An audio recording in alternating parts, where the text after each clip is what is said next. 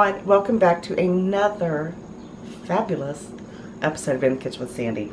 Today I'm going to be sharing with you a recipe for a very simple fish and chips. It's so good, I don't know what to tell you. It's so good. Isn't it so good, Olivia? She said. But anyway, it's so simple, so easy to make. You can come in here. Ain't nothing professional about this. Come on in.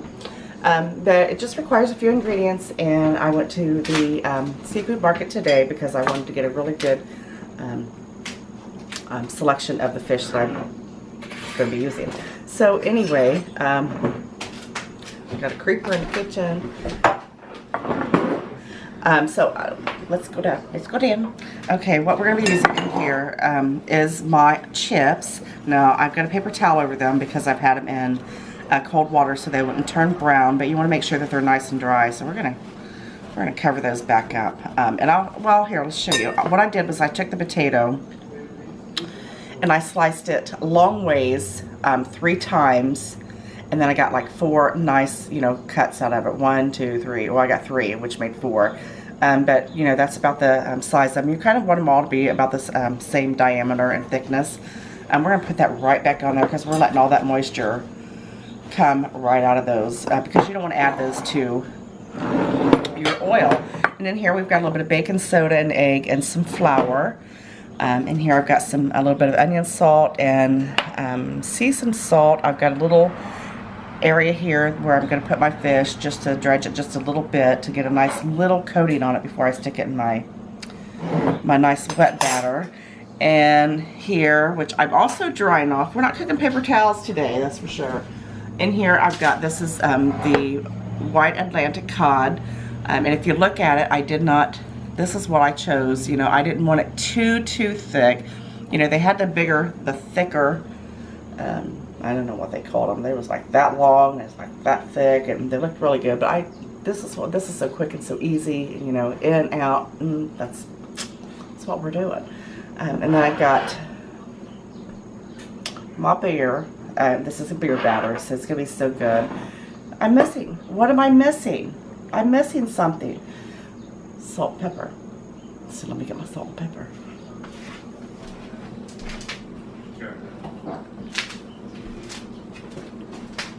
Salt and pepper. So it's very easy to do. If you got a deep fryer, which it's perfect. But what I'm doing is I'm cooking on the stove today. I've got a nice pot of oil coming to temperature. Turn it just a little bit. So what we're going to do first is I'm going to show you how to get your batter together. Like I said, I've got my egg. I've got my egg and my baking soda, and just mix those together. And you're just going to throw them right in there. Actually, you don't even have to mix it together because it's going to mix together in there perfectly fine. You want to season your batter. Actually, I might have gotten too much of the seasoned salt, so we're going to just chill on that. Oh, it smells good already. And we're going to use just a little dash of pepper. We're not going to add any additional salt in here because you've got the onion salt and the seasoned salt. A lot of the recipes you don't put onion salt and stuff like that in it, but I like to add a lot of flavor to my food. And I don't think just salt and pepper does it sometimes. I mean, salt and pepper is a flavor, but I like a little bit more to the palate. So I went ahead with the onion salt, and I think that you're really going to like that, and the seasoned salt as well. That is that. So what we're going to do with this, the little dredging area, you are going to add just a little bit of salt and pepper to that, and that's all I want you to use in that. Just a little bit. Just give that a nice stir on there. Now, I used a pie pan. I find these round cake pan, whatever. I find that perfect when I'm using, to dredge or to do if I'm going to dip some flour or, you know what I'm saying. I don't know what I'm saying, but you know what I'm saying. All right, then we're going to add the beer. Now it's going to foam up a little bit, and the reason why I use the baking soda is because it's going to make for a lighter type crust. It's going to be just so airy, and oh, it's just going to be so delicious. But you're just going to give that a stir. Now you just want the consistency almost of like a pancake batter, maybe a little bit thinner. And I've used this batter with onion rings. I've got a similar version on my channel of, this is similar to what I use when I do my deep fried green beans. It's just the perfect batter for, I mean, if you do chicken, anything. The beer batter is wonderful, especially the onion rings. The onion rings are off the hook. So we're just going to keep mixing this around until it's the consistency that I like. Alright, this is absolutely perfect, and it looks beautiful. The seasoned salt changed the color of it, so when it fries, instead of just a flour mixture, it's going to make it more of a golden brown color. It's going to be beautiful. And the magic of camera, I went ahead and blotted these dry. I wanted to make sure they were super dry before I add them to my oil. So let's go over the stove and we're going to get started. Alright, what we're going to do is, I've got my temperature up. It's probably about 350 degrees, somewhere around there. But what I'm going to do is, we're going to go ahead and stick our fries in there, or our chips per se. You really want to be careful when you do that. Like I said, you got to make sure that they are dry. Alright, now if you're not a big chicken shit of the oil like I am, then you can just throw them all in there all at once. But anyway, we're going to let them do their thing. Let me get a little spoon. Don't look at the back of my house. My son is moving out next weekend. I've got boxes everywhere. Go ahead and give them a stir, just to kind of loosen them up and let them start working their magic. Okay, I'm going to go ahead and remove my chips here. Now don't worry, because they're not brown, not just yet. Actually, they've just, you know, they've been cooking, so they're going to go back in a second time. And I've got a paper towel lined bowl here that I'm putting them into. Alright, and what you're going to do next, get some stuff here, arrange.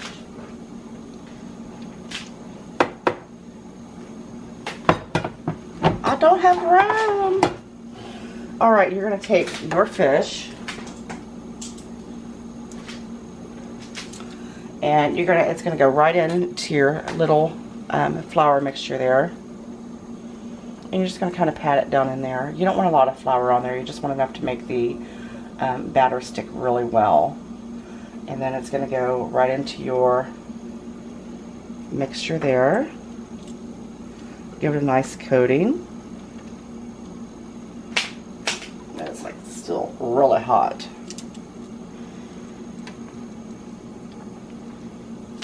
And while that one's hanging out and dripping, we're going to go ahead and push the other one down in there. And I'm going to go ahead, very simple, this is all you do.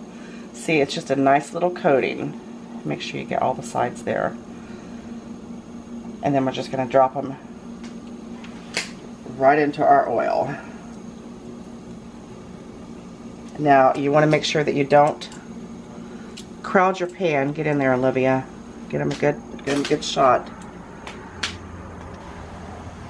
Going to kind of slowly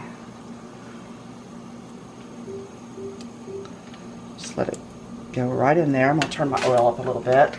Now I'm going to continue to do this until they are done. These are going to cook probably about maybe 5 to 6 minutes maximum, and then we're going to put our fries back in. See how easy? Told ya. Easy peasy. Alright guys, I want you to look at how beautiful my fish is. Look, I've already got several of them done there. Look at that. Absolutely beautiful. Now I'm going to take these out. Look at that. Look at the beautiful, beautiful crust on that. And you've seen they weren't very big fish.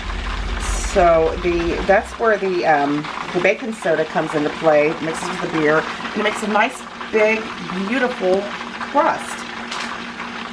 So I'm just laying this out on my little sheet here so they can drain. Oh, they're so golden brown, and I'm telling you, my family is going nuts waiting. They're swarming like, I don't even know what. Look, crunching this. Oh. Now what we're going to do is, I'm going to move that one. Oh, it's so soft and tender. Look at that.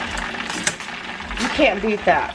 Look at that. Beautiful. And I'm telling you, honestly, I got these on sale at Kroger's. And it was, all that fish was like $10 and something. And it's the real Atlantic cod that, you know, they use in the restaurants when you get the nice, delicious fish and chips. So you can't beat that. Now back into our fryer, our potatoes are going to go. And these are going to our chips. Let's call them what they are. And they're going to develop a nice golden brown color. And these are going to go back in there maybe for about another 5 minutes. Just until they're nice and deep and golden brown. Look at that. And we're going to place them right next to the fish. So they can drain all that grease off. Look, how now, only I could get them to where they go right down those holes. Only Sandy could do that. Oh, look at those. How beautiful. What a beautiful color. And I need the salt on hand because we're going to want some salt. Dash them with a little bit of salt. You know, right when they're nice, and look, there's some crunchies in there. Look how beautiful that is. Oh, I'm just so in love with this. This is going to be so good. So good. And these went back in the fryer here for probably about another 8 minutes or so. And, you know, they're fresh potatoes, so it's going to take a little bit longer. Look at that. Deep golden brown. Oh, beautiful. And this is really a cheap meal. And I want you to look how much is here. Perfect. This is absolutely. I'm getting that crunchy right there. All right, now we're gonna go ahead and hit them with a little bit of salt as soon as I find it. Go over them with a nice little dash of salt there. Oh, all right. Let's go over to the table. Absolutely beautiful. Look, they're so light and flaky. Look at that. And I am ready to dig in. Ready, ready, ready. Oh, look at that. Look how beautiful that is. And, you know, some people like tartar sauce. I like vinegar. Dipping right in here. Oh, this is. Flaky. It's perfect. You're gonna love this.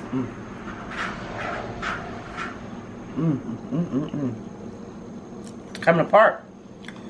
Make sure you try this recipe. It's so good. You're gonna love it.